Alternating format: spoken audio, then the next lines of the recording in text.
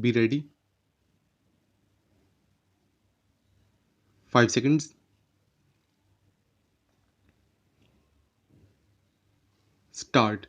Many of our drinking water sources have excess impurities like fluoride, arsenic, and man made contaminations due to untreated sewage, industrial effluents, and mixing of pesticides and fertilizers.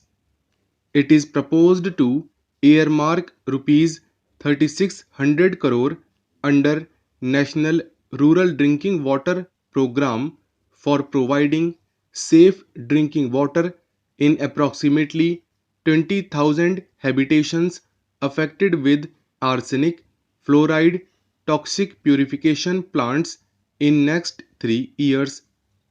To move towards health for all, the two key initiatives, that is, the free drug service and free diagnosis service, would be taken up on priority. In order to achieve universal access to early quality diagnosis and treatment to TB patients, two National Institutes of Aging will be set up at AIIMS, New Delhi, and Madras Medical College, Chennai.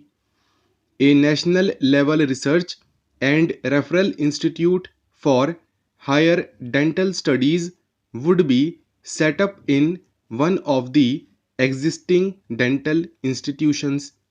It is a matter of great satisfaction that all the six new aims at Jodhpur, Bhopal, Patna, Rishikesh, Bhubaneswar, and Raipur, which are part of Pradhan Mantri Swasthya Suraksha Yojana, have become functional.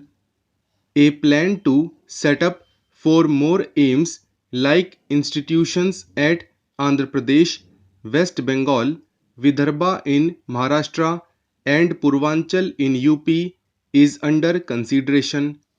I propose to set aside a sum of rupees 500 crore for this. Presently, 58 government medical colleges have been approved. It is also proposed to add 12 more government medical colleges. In addition, dental facilities would also be provided in all the hospitals.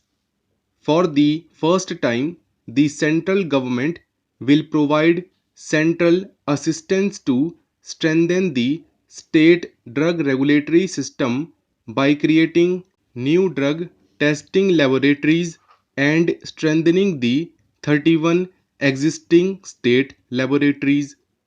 In keeping with the government focus on improving affordable healthcare and to augment the transfer of technology for better healthcare facilities in rural India, 15 model rural health research centers shall be set up in the states, which shall take up research on local health issues concerning rural population. Elementary education is one of the major priorities of the government. There is a residual gap in providing minimal school infrastructure facilities. Government would strive to provide toilets and drinking water in all the girls' schools in first phase. An amount of rupees 28,000 crore being funded for 5,000. The country needs a large number of centers of higher learning which are world class. I propose to set up Jayaprakash Narayan National Center for Excellence in Humanities in Madhya Pradesh. I also intend to set up 5 more IITs in the Jammu, Chhattisgarh, Goa, Andhra Pradesh, and Kerala. 5 IIMs would be set up in the states of Himachal Pradesh, Punjab, Bihar, Odisha and Maharashtra. I propose to set aside a sum of rupees 500 crore for this. Government also proposed to ease and simplify norms to facilitate education loans for higher studies. There is an imminent need to further bridge the divide between digital haves and have nots. For this, it is proposed to launch a pan India program, Digital India.